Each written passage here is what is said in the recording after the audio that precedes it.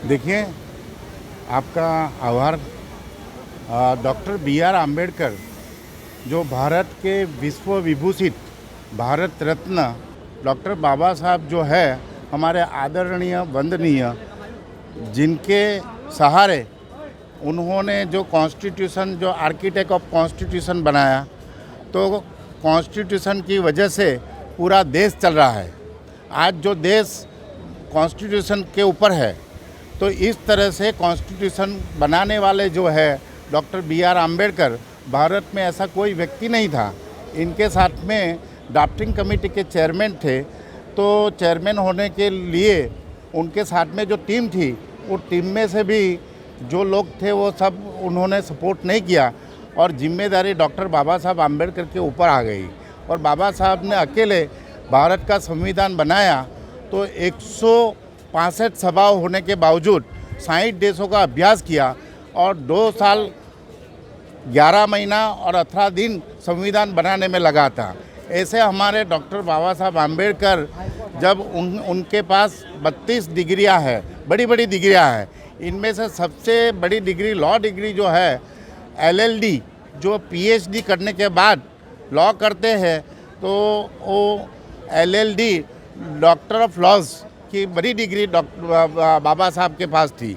और दूसरी डिग्री जो है बड़ी डिग्री डॉक्टर ऑफ साइंस, जो फॉरेन में, विदेश में 9 साल का कोर्स था और बाबा साहब ने ये 2.5 साल में पूरा किया और इसीलिए बाबा साहब को सिंबल ऑफ नॉलेज का भी बिरुद दिया।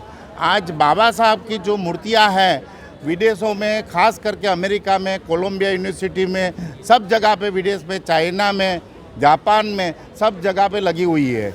और इतनी सारी मूर्तियां बाबा साहब की है, वहाँ पे ज्ञान लेके लोग बाबा साहब को पढ़ा रहे हैं।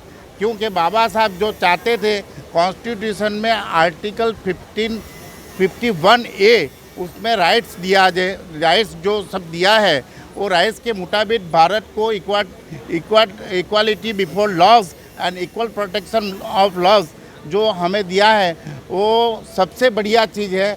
और भारत के नहीं मगर विदेशों में एंटोनी गुटरेस, यूनाइटेड नेशंस के चेयरमैन जो है, उन्होंने कहा कि अगर संविधान, बाबा साहब का संविधान पूरा विश्व में लागू किया जाए तो विश्व में शांति और विकास हो सकता है।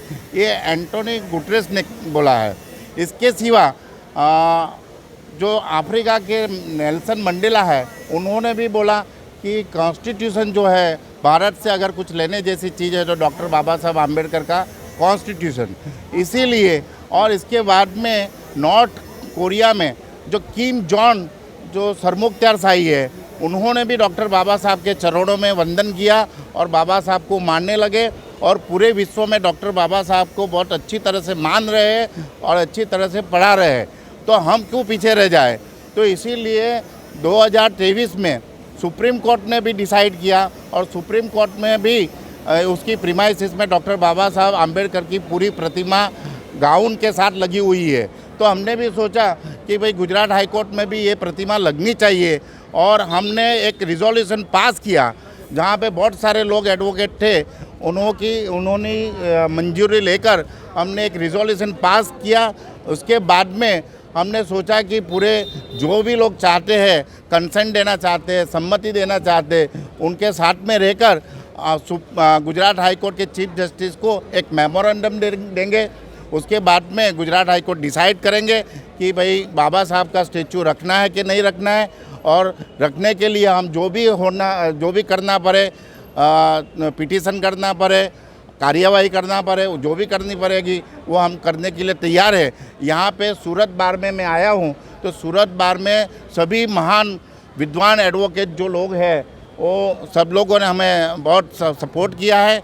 अच्छी तरह से वो लोग कोऑपरेट कर रहे हैं। सभी चाहते हैं, चाहे कोई भी धर्म का हो, कोई जाति का हो, कोई भी हो, उन्होंने हमें सपोर्ट किया है। वो चाहते हैं कि ऐसे विद्वान आदमी की प्रतिमा गुजरात हाई कोर्ट में लगनी चाहिए। तो मैं इस यहाँ पे सबका धन्यवाद करता हूँ। गुजरात में सूरत बार एसोसिएशन के जितने भी लोग हमें सपोर्ट कर रहे हैं, उसका भी धन्यवाद करता हूँ और चाहता हूँ कि ऐसी मूर्ति सूरत की कोर्ट में भी लगे। तो इसी भी मूवमेंट करेंगे हम बाद में। तो ये विद्वान जो डॉक्टर बाबा साहब आम्बेडकर न तो केवल सामाजिक थे मगर कानून के भी बहुत बड़े विद्वान थे, और इसीलिए हम चाहते हैं कि डॉक्टर बाबा साहब आम्बेडकर का प्रतिमा गुजरात हाई कोर्ट में लगे। जय भीम, जय भारत।